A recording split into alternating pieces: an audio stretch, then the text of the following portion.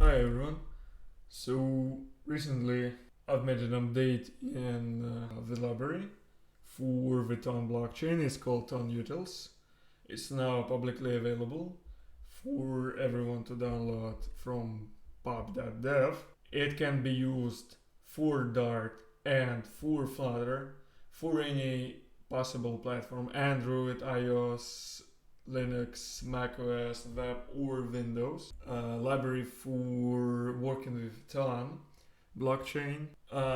It's a bit raw currently, but it's fully working and quite well tested. So it has quite a bunch of features. The JSON RPC client work with network, the cell slice builder and bag of cells, primitives and their serialization, support of popular structures from block.tlb, which is types, support of ton base 64 addresses, and much more. So for example, if I click on any of these links from the library page or from the GitHub page, I get directly to transfer to the underlying thing, and so I can see that in data format, which is quite a big leap apart of the TONutils, it exports builder, class, slice class, cell type, cell, writable, so on and so forth. And so basically to use this library and to know what's there, you can go to the GitHub page. Before we jump into that and to discuss more about features, let's check out the usage. So installing is straightforward. As usual, Dart pub add TONutils, and then you can either import the whole library and show the things you will need in your bundle to keep the bundle size as small as possible, or you can directly use some of the sub libraries, such that here you can see the mnemonic.dart, which is a sub-library of the whole TONutils suite, and it provides mnemonic and word list classes. And other things you can import are listed in the root of a lib folder. So if I go there, you can see that there is a bunch of .dart files in the lib folder of TONutils on GitHub. And there is a client, crypto, data format, JSON, mnemonic, NFT, and the wallet.dart, and obviously the TONutils.dart themselves, which just exports all the contents of those. And so if you get into any of those, for example the client, you can see that the client sub-library exports ton.json RPC class, in-memory cache class, and the ton. And most usable and most important for us right now is ton.json RPC, which allows us to connect to the Ton blockchain using the Ton Center API. So you can use one of the public endpoints available right now for mainnet, for the testnet, except for the subdomain here, testnet dot, and all the previous stuff. And here's the basic example. So the client uses testnet by default, but you can specify an alternative endpoint, say for mainnet, as a first positional argument to the Ton RPC. And you can also specify an API key obtained from the Ton API bot, which gives you the API keys for Ton Center or testnet.toncenter, Ton HTTP API. Alright, so next, for example, you can generate a new key pair. Like here, you call the generate method on the class mnemonic to get new mnemonics, and then you can convert the mnemonics to key pair using the static method. And here's your key pair. So wallet contracts use work chain number 0 by default, because most of the things on Ton blockchain happen on work 0, but this can be overridden. For example, if you create the new wallet contract version 4 revision 2, using the public key you have just created a couple lines earlier, right? You get a wallet.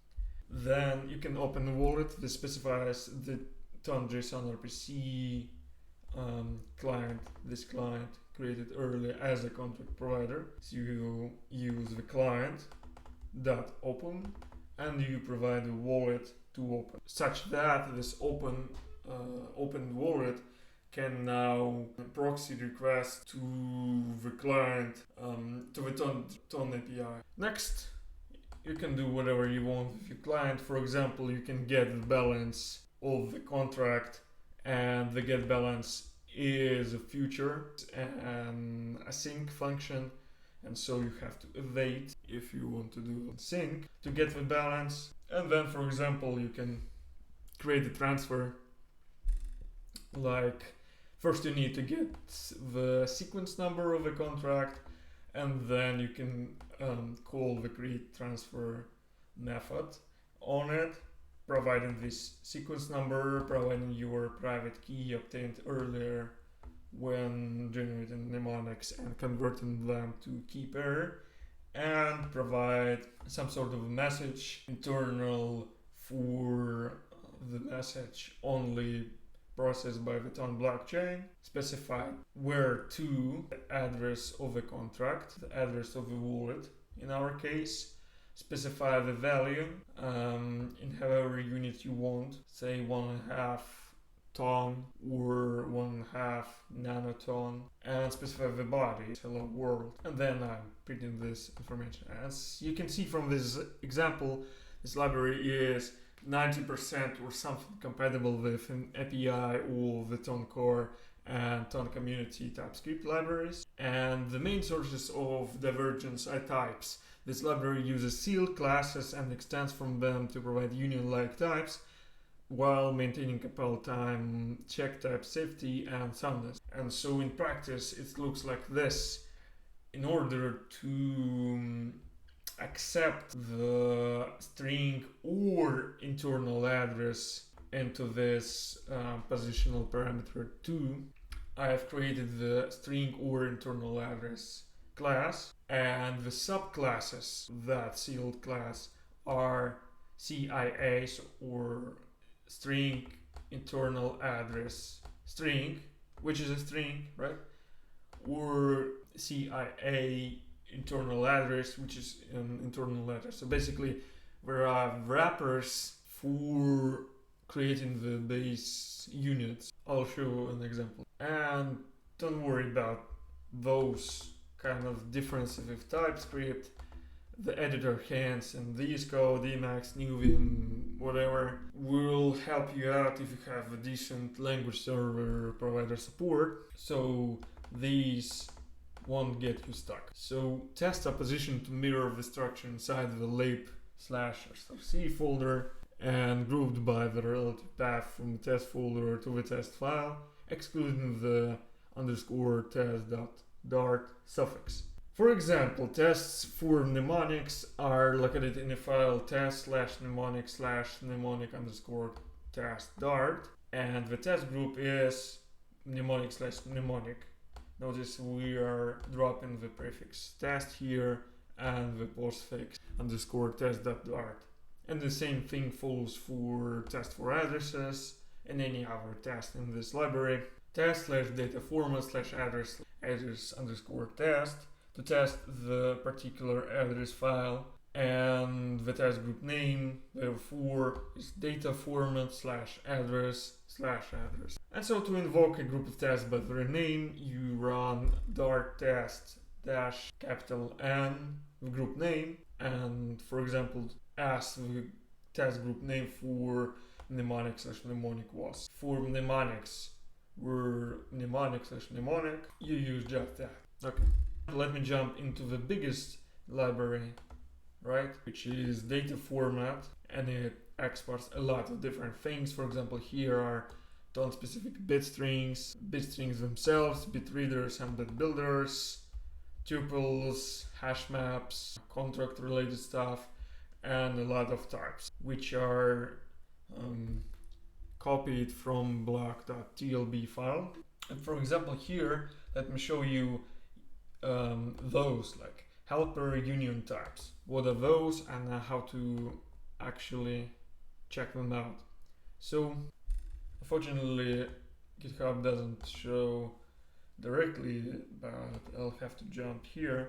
So in type, located in utils in unions, you can see that, for example, there's a sealed class string and bool, which has a dynamic getter value, and see the doc comments of it being either a string int or a bool, right? String int bool value, and therefore you have string int bool sib string, which contains a string, sib int, which contains an int, and sib bool, which can value.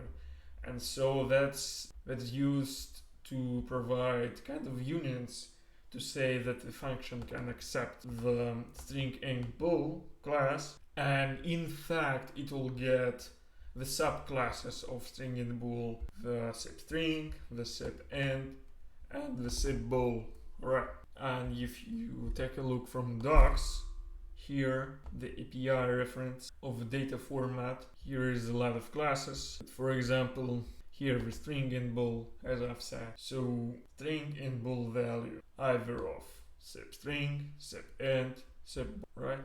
Alright, so that's it for the TONutils Dart. It's really quite a big library and you can do a lot with it. You can do pretty much the same things you were able to do with the analogous Ton core or Ton community TypeScript libraries, but now you have them fully in Dart and ready for your next big things written in Dart.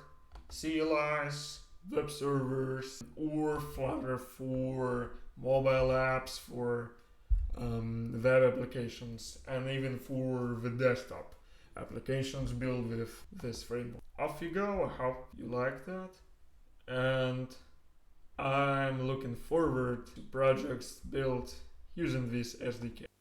Thanks for watching, and I'll see you next time.